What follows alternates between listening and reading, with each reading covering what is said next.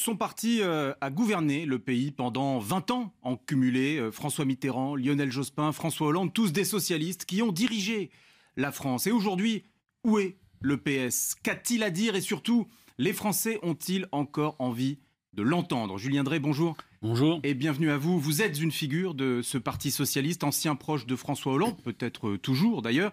Vous avez soutenu Stéphane Le Foll, mais c'est Olivier Faure qui sera intronisé premier secrétaire la semaine prochaine. Vous nous direz ce qu'il peut faire, selon vous, pour ressusciter le PS. Mais d'abord, et comme chaque dimanche, nous allons parler du fond. Le climat social se tend, grève à la SNCF, chez Air France, chez Carrefour, plusieurs facultés bloquées.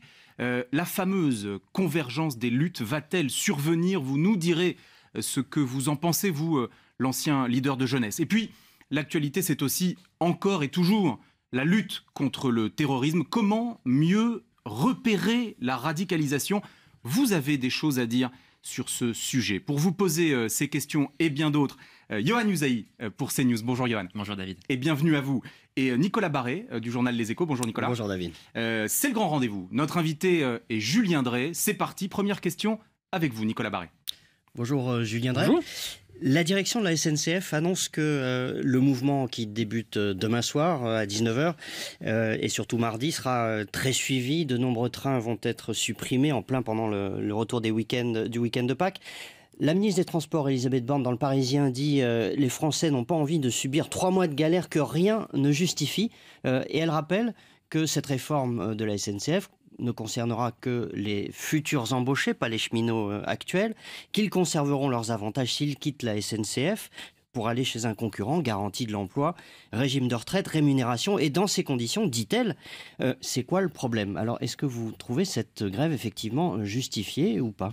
Non, ce qui est grave dans les propos que vous tenez, c'est que visiblement la ministre n'a rien compris, ou alors fait semblant de n'avoir rien compris. Ce qui est en cause, c'est pas simplement le statut des cheminots. Je dirais même que c'est une question secondaire.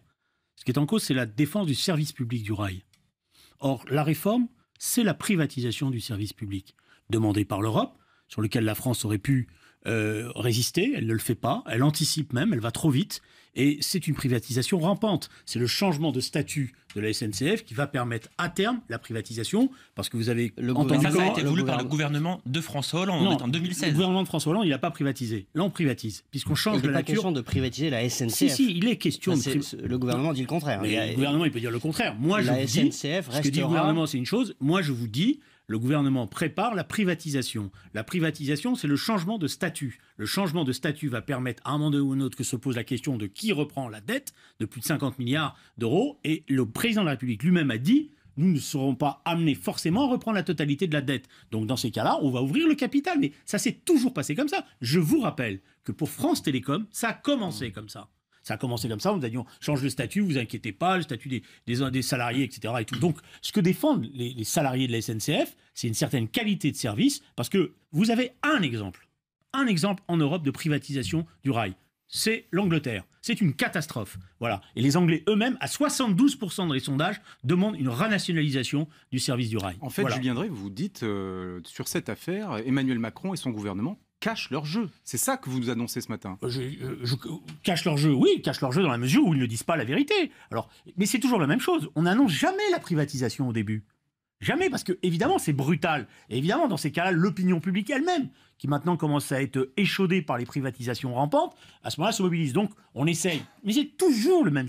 C'est d'ailleurs, ça devient même assez fatigant. C'est toujours la même technique. D'abord, on désigne à la vindicte populaire une catégorie de population. On essaye de monter en épingle quelques avantages que les cheminots ont sur leur statut, qui sont d'ailleurs, quand on regarde bien la réalité des choses, pas essentiels. Et à partir de là, on a l'impression qu'on va opposer des privilégiés par rapport à tous ceux qui souffrent. Et derrière, il y a autre chose. Voilà. Vous considérez donc que le Premier ministre ne dit pas la vérité, parce qu'il a affirmé que la SNCF resterait publique. Je vous fais une confidence, c'est pas le Premier ministre qui ne dit pas la vérité, et il n'y a pas que des premiers ministres de droite qui n'ont pas dit la vérité. Un dernier mot sur cette grève SNCF, et ensuite on passera à Carrefour avec vous, Yohann Usaï.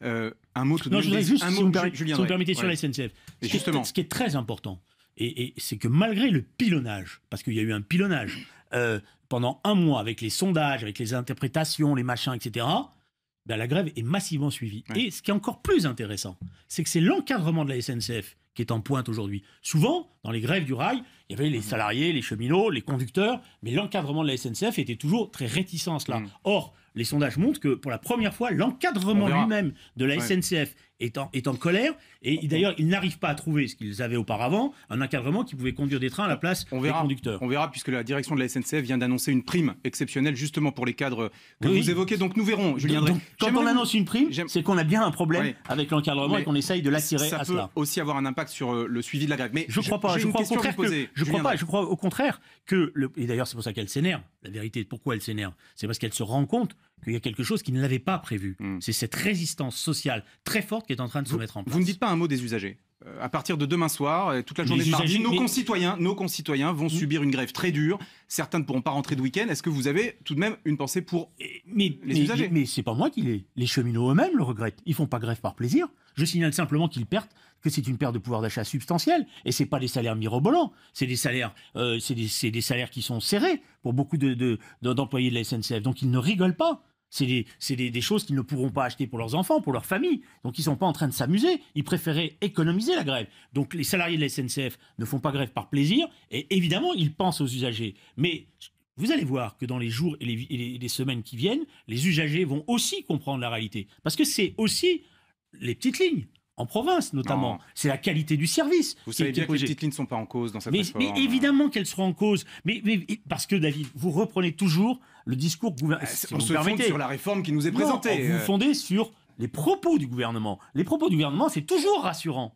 Vous connaissez un gouvernement qui arrive en disant « je vais privatiser, je vais fermer les petites lignes ». Non, il va dire « je touche à rien ». Puis malheureusement, après, on découvre que c'est trop tard. Allez, on avance. Yohann Usaï avec vous. Oui, autre grève, elle concerne bien sûr Carrefour. Les salariés protestent contre un plan de restructuration qui pourrait supprimer 2000 emplois. Et dans le même temps, les actionnaires devraient se partager cette année 345 millions d'euros de dividendes. Les syndicats dénoncent une main basse sur les bénéfices. En 2014, Carrefour a touché 110 millions d'euros de crédit d'impôt. Julien Drey, en 2016, la CGT parle de 140 millions d'euros.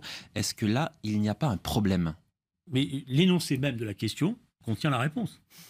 Quand vous donnez les chiffres que vous donnez, vous avez la réponse. C'est vraiment insupportable d'avoir un groupe qui licencie aujourd'hui, alors qu'il n'y a aucune raison de licencier les salariés de Carrefour, qui en général ont fait d'énormément d'efforts, y compris sur le plan salarial, pour que l'entreprise marche. Et là, évidemment, c'est choquant. Alors, ça interpelle évidemment. Oui, vous souteniez François Hollande lorsqu'il a créé le CICE. Voilà, vous faites ce qui est bien. Bientôt, vous allez faire les questions et les réponses avec moi.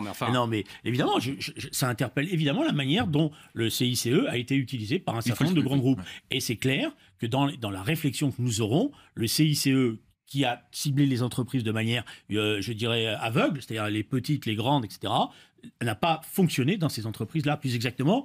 Alors, leur a permis d'engranger des bénéfices et non pas de faire ce qui était l'objectif au départ, embaucher. Voilà. Donc là, il y a une défaillance et on pourrait même engager un processus de dire rendez à l'État l'argent que vous n'avez pas utilisé pour embaucher. Alors, je connais le discours des directions de ces entreprises-là. Oui, mais nous anticipons les évolutions à venir, notamment l'évolution sur les caissiers, les caissières, puisqu'on est en train de robotiser tout cela. Mais je veux dire, c'est des anticipations qui sont tellement lointaines que la réalité, c'est quand même que les bénéfices sont privatisés. Nicolas Barré. Une douzaine d'universités, Julien Drey, connaissent en ce moment des blocages de la part d'une partie des étudiants. Est-ce que vous y voyez le début d'un mouvement ? Est-ce que c'est cette fameuse convergence des luttes ou c'est un phénomène vraiment minoritaire à vos yeux ? Convergence des luttes, j'en sais rien, et personne ne le sait d'ailleurs. On commémore mai 68, et je pense qu'en mai 68, personne n'avait prévu au mois de mars ce qui allait se passer. Et je crois même qu'il y avait un éditorialiste qui avait fait un papier à l'époque au Journal du Monde qui disait « La France s'ennuie ». Bon, 2 mois avant que ça explose. Donc, je ne suis pas dans la météorologie sociale. Ce que je sais, c'est qu'il y a de la déception dans le pays. Il y a de la déception par rapport à ce qu'a été la victoire d'Emmanuel Macron et la perception de cette victoire. Et que cette déception peut générer de la colère.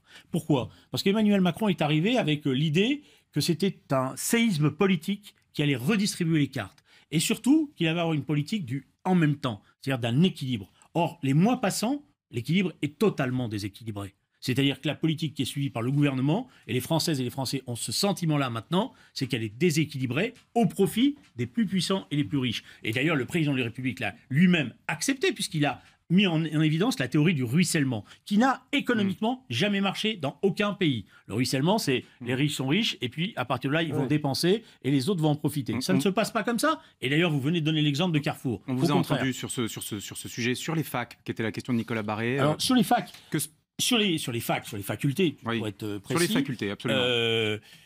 Il y a aujourd'hui certainement une grande sensibilité de la jeunesse par rapport à tout ce qui se passe.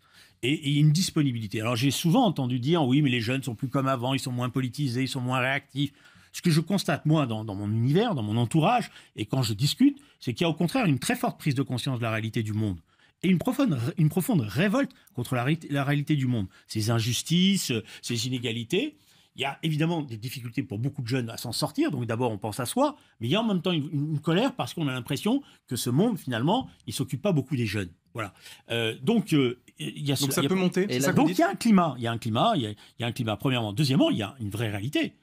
Et ça interpelle la gauche incontestablement. C'est que l'université n'a pas eu les moyens nécessaires pour se développer ces dernières années, et que les campus universitaires connaissent une clochardisation dans un certain nombre de facultés, qu'il y a des inégalités de plus en plus criantes entre les facs, et que le système qui se prépare, parce que c'est ça, finalement, c'est qu'on retrouve 50 ans après le vieux débat sur la sélection à l'entrée de l'université. Et ce système-là, évidemment, il va exclure tous les enfants des classes défavorisées. Donc, ça redevient un système élitiste. Ce qui avait été progressivement combattu, notamment par tous les mouvements étudiants des années 60 et 70. Et donc, il y a ce sentiment pour une partie de la jeunesse que la réforme des universités, c'est la fermeture pour eux de la possibilité de progresser dans l'échelle sociale. Johan Usaï sur un sujet connexe qui est la politique de la ville. Alors, il y a une démission qui est très emblématique, c'est celle du maire de Sevran, Stéphane Gatignon. C'est un fin connaisseur des banlieues. Il dit être usé, avoir l'impression de se battre contre des moulins à vent. Qu'est-ce que ça vous inspire de voir que, selon lui, on n'a toujours pas avancé sur ce problème des banlieues, sur le problème plus généralement de la politique de la ville ? Je vais revenir à votre question, mais je voudrais juste prolonger le débat sur la question des universités. Maintenant, moi, il y a deux choses qui m'inquiètent en ce moment. La première chose, c'est que, au début, j'ai cru que c'était quelque chose de local. Les attaques contre les étudiants à Montpellier, avec ce doyen qui était quand même très particulier. Aujourd'hui mis en examen. Mais je constate que les choses sont en train de s'étendre sur le territoire et que beaucoup de groupuscules d'extrême droite s'attaquent aux étudiants en grève. Il y a eu des attaques à Lille, il y a eu des attaques à Strasbourg. Il y a quelque chose qui est en train de se passer qui est inacceptable. C'est-à-dire que des groupuscules d'extrême droite aujourd'hui, qui sont dans une fuite en avant parce qu'ils ont le sentiment que le Front National est en train de dépérir et qu'ils veulent conquérir un espace, renouent avec la violence et s'attaquent aux étudiantes et aux étudiants et de manière extrêmement violente. Ça, c'est quelque chose qui m'interpelle. La deuxième, ça interpelle le mouvement étudiant, et je vais revenir là-dessus. Vous savez, depuis une dizaine d'années, il y a eu plusieurs fois des poussées de fièvre dans les universités. Mais avant, il y avait un syndicat qui était l'UNEF et qui savait organiser les mouvements étudiants. Et là, il y avait une formule, je me rappelle, on disait oui à la grève, non au blocage. Et je pense que le mouvement étudiant doit réfléchir à ça. Je pense que le blocage est une impasse. Il crée les conditions justement d'une démobilisation des étudiants. Il faut revenir à ce qu'on appelle la ligne de masse, excusez-moi cette expression, mais c'est-à-dire faire que les étudiants soient sur les campus, qu'ils puissent être conscients de ce qui se passe et convaincre ceux qui ne sont pas convaincus de se mettre dans le mouvement. Mais je pense que le blocage crée les situations de violence aussi. Et c'est à cela qu'il faut que le mouvement étudiant se prémunisse de ça. J'en viens à votre question. Oui. Et on conclura là-dessus. Allez-y, je viendrai. J'en viens à votre question. Moi, je pense que c'est un signe très grave. Parce que je connais Stéphane Gatignon, c'est un homme bien. C'est un homme qui s'est profondément dévoué pour sa ville. Et qu'il en arrive à dire « je ne peux plus, j'abandonne », c'est un signe. Je pense que nous avons une ghettoisation qui n'a fait que s'accentuer, avec des territoires qui sont aujourd'hui totalement abandonnés. Je pense qu'au sein de ces territoires, la violence a gagné, l'islamisation radicale a gagné, et donc, évidemment, c'est un signe d'alerte. Emmanuel Macron le mesure, ça, très brièvement? Écoutez, il le mesure, la mesure où il a donné à Jean-Louis Borloo, auquel je fais totalement confiance, parce que je pense que c'est un de ceux qui a été des meilleurs ministres de la ville. Il avait créé un instrument qui a été très utile, qui s'appelait l'ANRU, l'Agence nationale de rénovation urbaine, mais la réalité, c'est qu'aujourd'hui, la question qui est posée, c'est plus d'essayer de convoquer des architectes pour faire un cadre de vie meilleur. La réalité, c'est le travail social qui est présent dans ces quartiers-là. Et quand Stéphane Gatignon vous dit « je suis tout seul », il est tout seul face à quoi? Face à des bandes qui font du trafic de stupéfiants et qui souvent voisinent avec les éléments islamistes les plus radicaux. L'un va avec l'autre d'ailleurs, souvent. Voilà. Et donc, là, si vous voulez, il y a un problème de travail social. Or, qu'est-ce qui s'est passé? Depuis 10 ans, et ça continue, tout le travail associatif des quartiers, tous les militants associatifs des quartiers ont été abandonnés. Les associations ferment les unes après les autres. Toute la qualité des services publics dans ces quartiers s'est dégradée. Policiers, c'est les premiers affectés. Enseignants, c'est des enseignants inexpérimentés. Travailleurs sociaux, il n'y en a plus. Donc tout cet encadrement social qui permettait de lutter contre justement... Vous aviez alerté François Hollande là-dessus ? Non, c'est terminé. La première partie du grand rendez-vous se termine. Merci Julien Drey, on vous a entendu sur ce point. On marque une très courte pause et on se retrouve tout de suite. Le grand rendez-vous en ce dimanche matin avec Julien Drey. On reprend avec vous, Yohann Usaï. Oui, vendredi dernier a été l'une des journées les plus sanglantes de ces dernières années dans la bande de Gaza. 16 Palestiniens tués, des centaines de blessés dans des affrontements entre manifestants palestiniens et l'armée israélienne. Alors l'ONU et l'Europe demandent une enquête indépendante et transparente. Est-ce qu'on n'attend pas plus, Julien Drey, notamment de l'Europe sur cette question-là ? D'abord, il faut comprendre ce qui est en train de se passer. Nous ne sommes pas face à des manifestations pacifiques qui sont là naturelles. C'est un mouvement qui est organisé par le Hamas, qui dirige la bande de Gaza, qui est dans une situation d'impasse sur le plan social dans les territoires occupés, c'est-à-dire qu'ils n'utilisent pas, y compris les subventions qui sont données, y compris par un certain nombre d'États, pour améliorer le sort des populations et des Palestiniens, et qui détournent une grande partie de cet argent, qui les détournent y compris pour subventionner les martyrs qui vont au combat. Donc, évidemment, la mort d'un homme, c'est toujours une catastrophe. Et on peut que penser cela. Voilà. Maintenant, nous ne sommes pas dans un conflit, et j'insiste là-dessus parce qu'il y a une lecture en Europe et en France particulièrement qui est très partisane. Nous ne sommes pas dans un conflit où il y a le bien et le mal. Il n'y a pas les bons et les méchants. Il y a deux peuples qui se battent avec des droits naturels pour avoir un État, l'un pour avoir la sécurité de son État, l'autre pour avoir le droit à l'existence d'un État.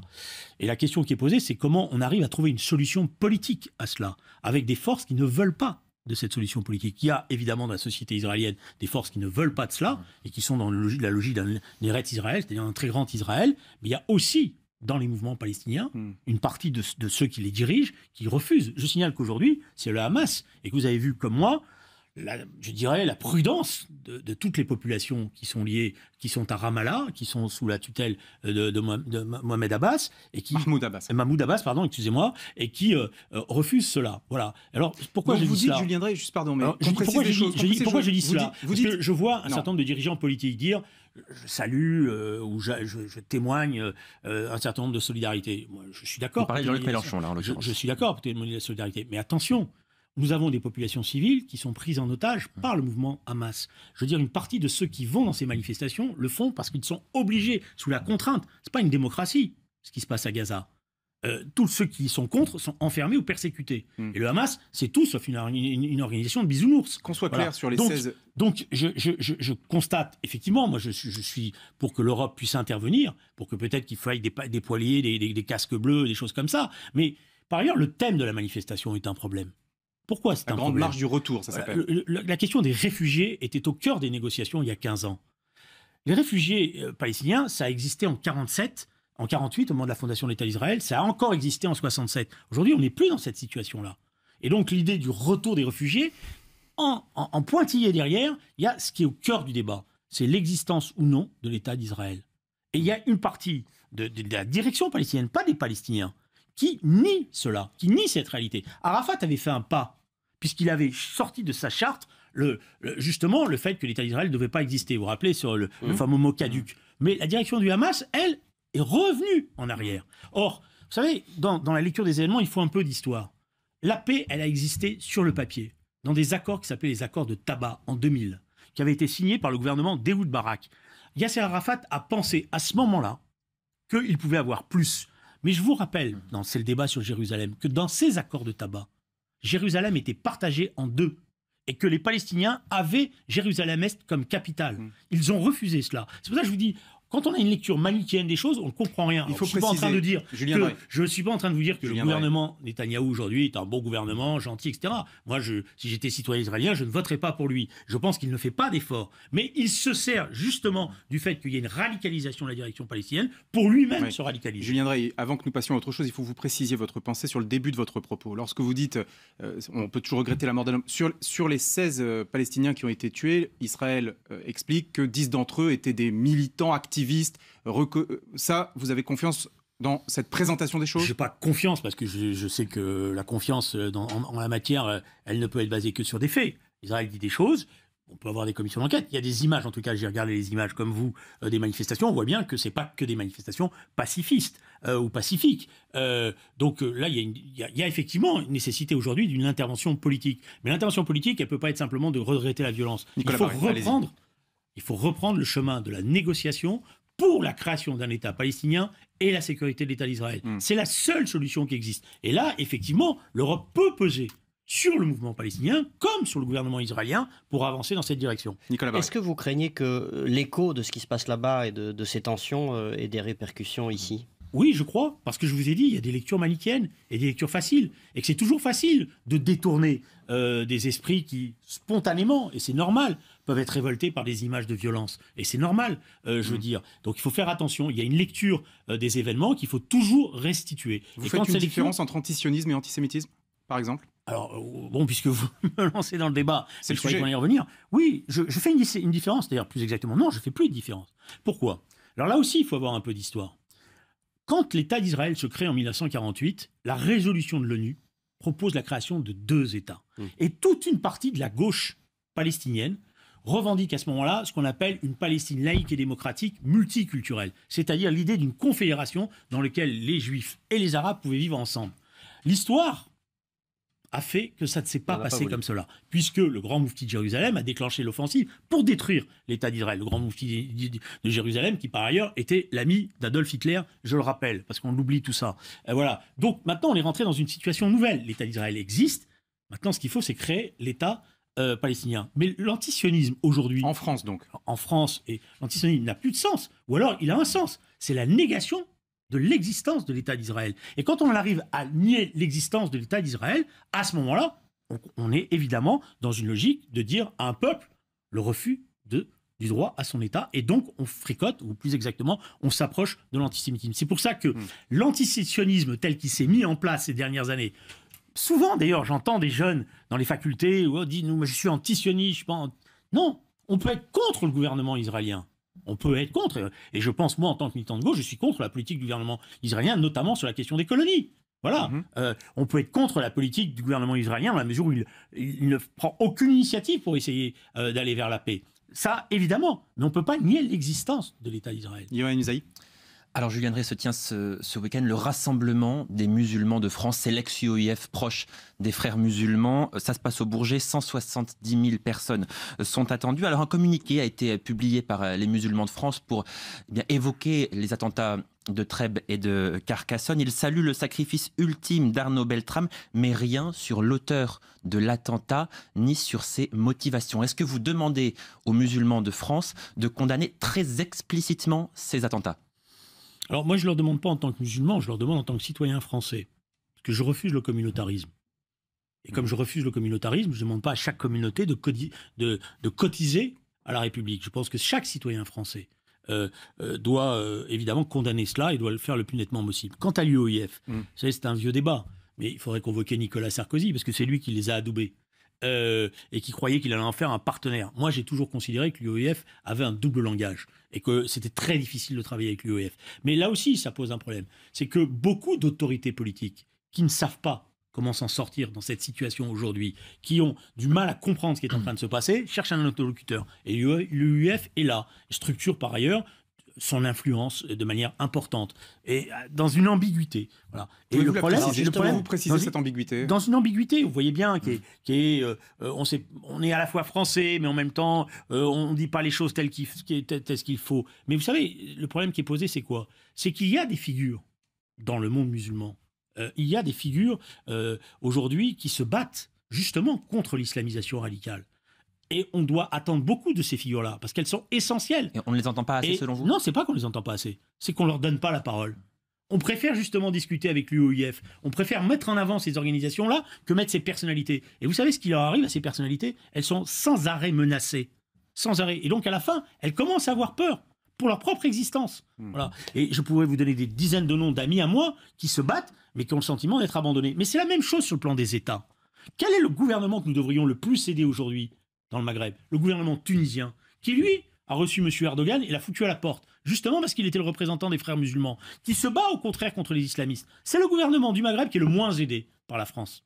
Nicolas Barré. Le président de l'ex-UOIF, Amar Lasfar, a déclaré hier « La pensée de Tariq Ramadan est intacte ». Vous le prenez comme une forme de provocation de sa part? Moi, j'ai eu fort affaire avec Tariq Ramadan il y a quelques années. J'avais même employé une expression qui était un peu déplacée en disant que si je le rencontrais, les choses se passeraient pas bien, physiquement parlant. Bon, maintenant j'ai vieilli, donc je suis pas sûr que j'ai le rapport de force pour voilà. Et puis ce n'est jamais souhaitable de toute façon d'en venir aux mains. Voilà, c'est jamais souhaitable. Merci de le rappeler. Mais j'ai jamais eu d'illusion sur qui il était. Voilà. Et je continue à penser que cet homme-là est un imposteur par rapport à ce qu'est la doctrine de l'islam, que moi je respecte. Par rapport à ce qu'est le Coran, que je respecte comme livre saint. Voilà. Et je pense qu'il est effectivement la pointe avancée d'une forme de radicalisation, d'une forme de radicalisme qui existe et qu'il faut combattre. Et il y a eu, effectivement, et là c'est évidemment une faute d'une partie de la gauche, il y a eu des yeux tendres et des yeux de chimène à son égard, je pense notamment à Edoui Plenel, pour ne pas le citer, qui n'ont pas vu tout cela, toujours au nom d'une conception, d'après moi, totalement erronée pour une partie de la gauche, c'est qu'en gros, justement, une vision manichéenne, une vision, ce qu'on appelle une vision campiste. Il y a les bons et les méchants, et dans le camp des bons, on est peu regardant sur la réalité des bons. On a tort. Il y a un sujet majeur qui a été posé par les attentats de Carcassonne et Trèbes, c'est celui du repérage de la radicalisation. Manifestement, cette fois-ci, nos services n'ont pas vu la possibilité d'un passage à l'acte. La question est la suivante, Julien Drey, est-ce que, à votre avis, nos services de sécurité, aujourd'hui, sont à la hauteur, techniquement, dans l'analyse des fichiers S? Alors, on ne va pas mettre en cause les services de sécurité, parce que le personnel des services de sécurité est sur les dents et sur les nerfs, et c'est une tension permanente, surtout dans les moments actuels. Alors, est-ce qu'ils ont les moyens? Je pense que le dispositif, aujourd'hui, doit être revisité. Alors, j'ai vu que Laurent Wauquiez s'est lancé dans l'agitation autour des fichiers S, et j'ai vu qu'un certain nombre de ses interlocuteurs, tout de suite, ont braqué en disant « mais non, on ne touche à rien au dispositif ».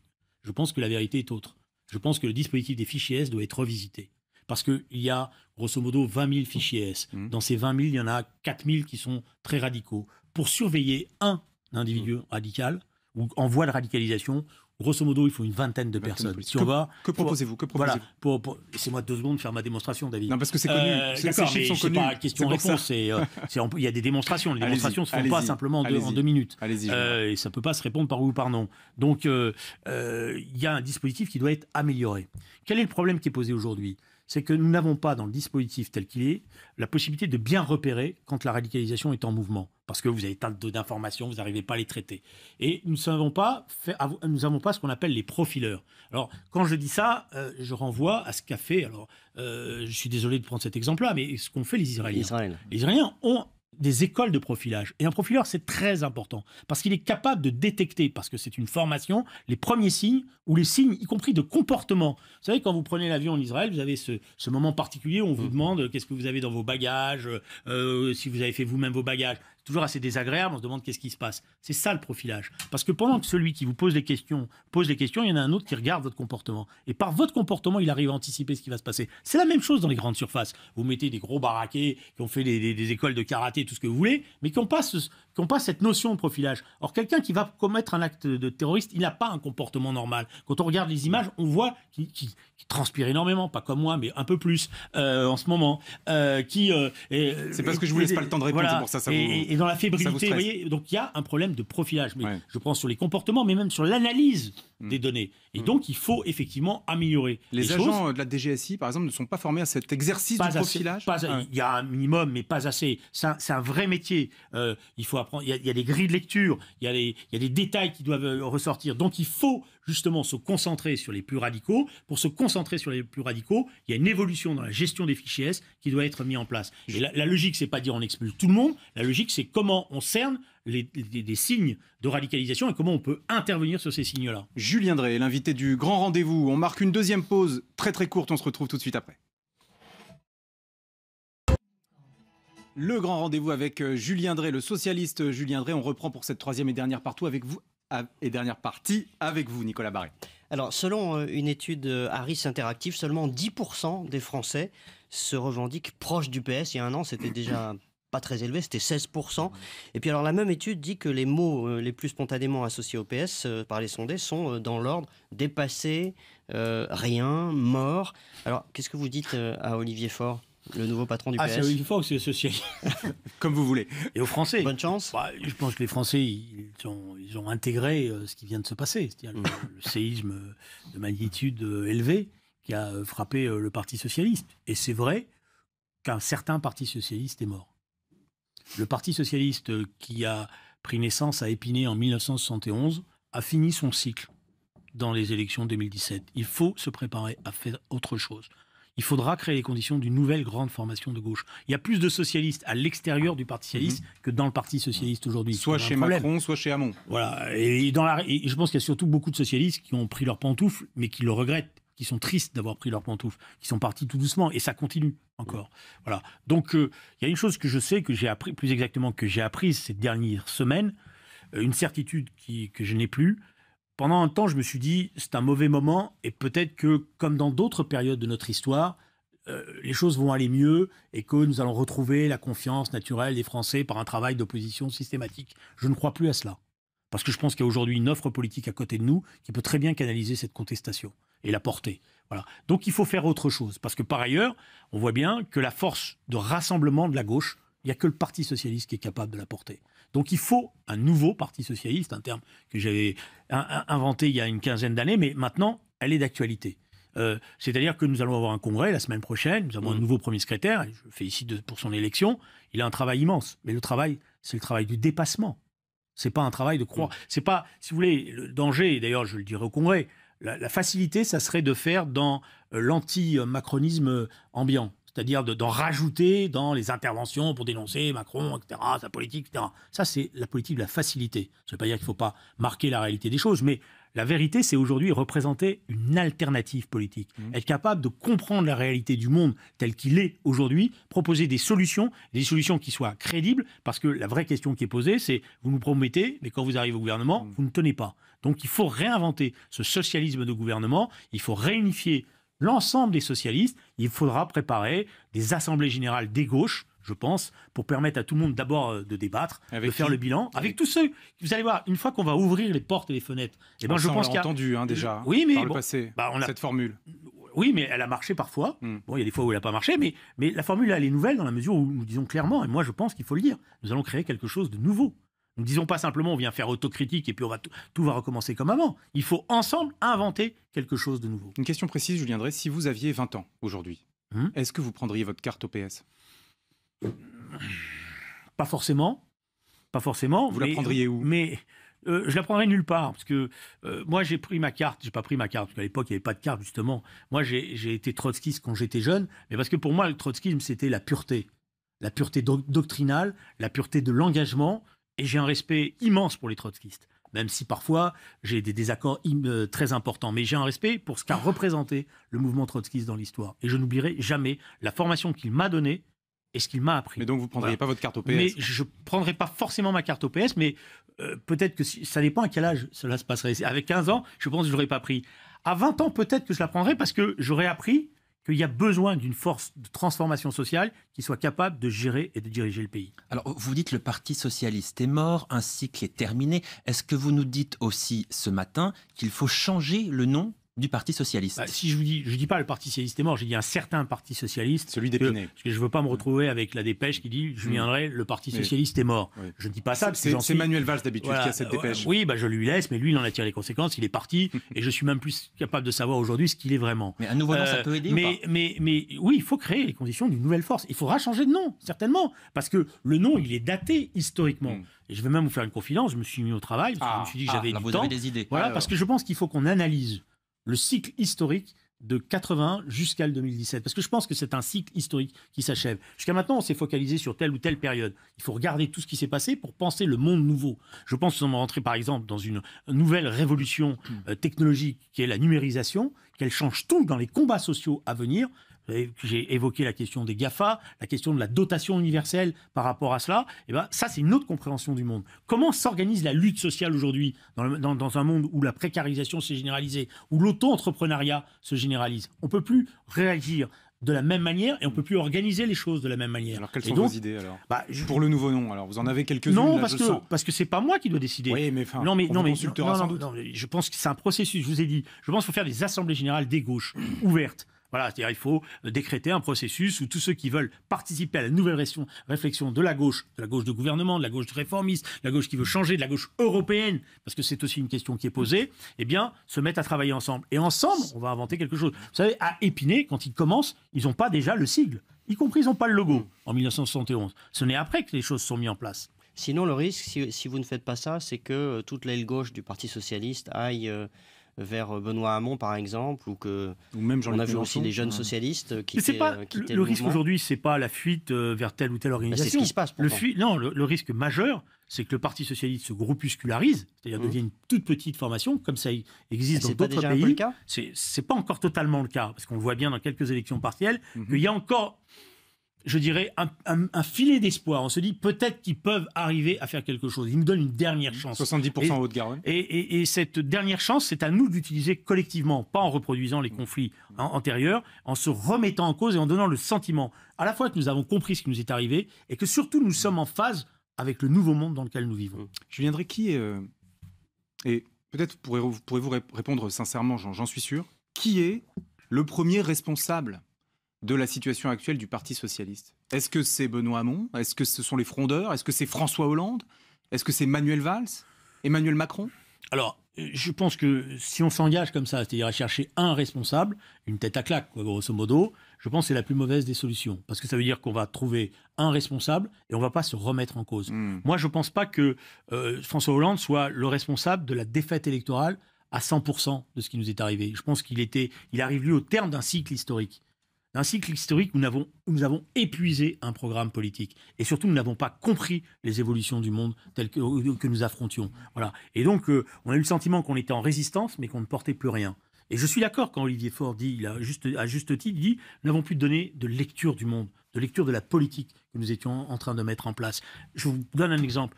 Moi, je suis convaincu que la question de la compétitivité, la question de la politique de l'offre est une réalité. C'est-à-dire qu'on ne peut pas faire comme si, nous, les socialistes, on est là que pour la redistribution et qu'on ne s'occupe pas des conditions de la production. Là, il y a un apport. Voilà. Parce qu'aujourd'hui, justement, gouverner le monde, c'est aussi s'occuper du développement de nos entreprises, de leur capacité, de leur autofinancement. Et ça, on ne peut pas dire qu'on s'en occupe pas. Nous, on s'occupe simplement du partage des bénéfices. Alors, dans ce contexte de refondation politique pour beaucoup de partis, d'ailleurs, les prochaines élections majeures, ce seront bien sûr les européennes et puis les municipales. Est-ce que dans ce contexte-là, Anne Hidalgo peut incarner l'avenir du Parti socialiste ? L'avenir de Paris, j'espère. L'avenir du Parti socialiste, on verra. Chaque chose en son temps. La question la plus importante, c'est effectivement que la mairie de Paris reste une mairie de gauche. Et ça sera très important dans ces élections municipales. La bataille de Paris va certainement vertébrer toutes les élections municipales. On voit bien la tentation de la droite, ou même de ce qu'on appelle les macronistes, encore que j'arrive pas bien à savoir ce que c'est, plus les jours passent, d'en faire un symbole. Voilà. Et nous devons effectivement, certainement, et je pense que c'est en cours, la mairie de Paris est en train d'examiner certainement des corrections, parce qu'il y a eu des dysfonctionnements, parce qu'ils avaient tellement investi dans la préparation des Jeux Olympiques, ils ont peut-être délaissé un certain nombre de choses, ils sont en train de se reconcentrer sur la vie quotidienne de nos concitoyens, défendre y compris leur propre démarche sur la pollution, mais la question de la bataille de Paris va être importante et tout le Parti socialiste devra être aux côtés de la maire de Paris, de son équipe, parce que malgré tout, Paris de gauche, c'est mieux que Paris de droite. Anne Hidalgo plutôt que Ségolène Royal, dont le nom est aussi cité. Mais là, il y a une maire, la question n'est pas aujourd'hui de la déstabiliser. La question, c'est pas commencer à jouer la guerre de succession. La question, c'est de l'aider, de discuter avec elle. Moi, personnellement, par exemple, je suis parisien maintenant. Donc, je lui ai dit, et je l'ai dit à son équipe plus exactement, j'ai dit quelques trucs qui vont pas. Les rats, excusez-moi, c'était quand même une réalité. Bon, on m'a expliqué, à juste titre peut-être, que les produits qu'on était obligé d'employer par rapport à l'Europe étaient moins toxiques, etc. Mais j'ai dit oui, mais ça, moi, je suis incapable de l'expliquer à mes voisins. Hein. La question du marché qui a été passé sur les Vélib et qui a donné lieu à d'énormes difficultés, c'est pas non plus acceptable. Après, il y a des batailles politiques sur la question de la mobilité dans Paris, la question des transports, où idéologiquement, Anne Hidalgo a raison. Nicolas Barré. Nicolas Sarkozy a été mis en examen dans l'affaire du financement, dite du financement libyen de sa campagne de 2007. Alors, en 2007, vous étiez au cœur de la campagne de Ségolène Royal. Question toute simple, est-ce que vous avez vraiment ressenti un déséquilibre financier massif entre les deux campagnes ? Oui, on l'a ressenti, on le savait. Il y avait une machine de guerre qui était incroyable, qui disposait de moyens incroyables. Les avions, les sondages à tour de bras, le dispositif des meetings. Bon, on voyait bien qu'on se battait à armes inégales. Ça me permet de faire remarquer à d'autres Génération, que nous, malgré le fait qu'on était à armes inégales, on a été capable, et elle a été capable, de faire 47%, d'être qualifiée au deuxième tour. Donc vous voyez, message à Benoît Hamon. Oui, c'est une petite vacherie, comme on dit. C'est ça. Mais parce que j'en ai assez d'avoir toujours les pleurnichards qui disent nous, on a été trahis, etc. Nous, on a été trahis, mais on a quand même réussi à faire quelque chose. Donc, parce qu'on avait une ligne politique claire. Après, on savait cela. On a attiré l'attention à plusieurs reprises.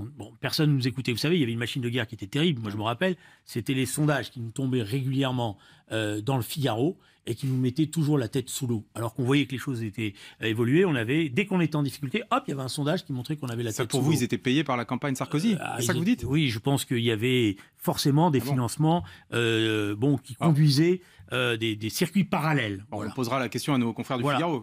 Non, c'est pas le Figaro. Le Figaro, on lui donnait des sondages, il publiait. Mais la question, c'est de savoir comment tout ça a été fabriqué. On va conclure cette émission. Après, il y avait un déséquilibre. Et c'est vrai qu'au regard de ce déséquilibre, on peut se dire que les résultats de 2007, si on les relie maintenant avec cette réalité, ils posent beaucoup de problèmes. Mais maintenant, c'est l'histoire. C'est la fin de cette émission. Julien Drey, merci beaucoup d'avoir été notre invité en ce dimanche matin. Excellent week-end de Pâques à tous. Nous nous retrouvons la semaine prochaine, même jour, à la même heure et au même endroit. Notre invité sera le leader de la France Insoumise, Jean-Luc Mélenchon.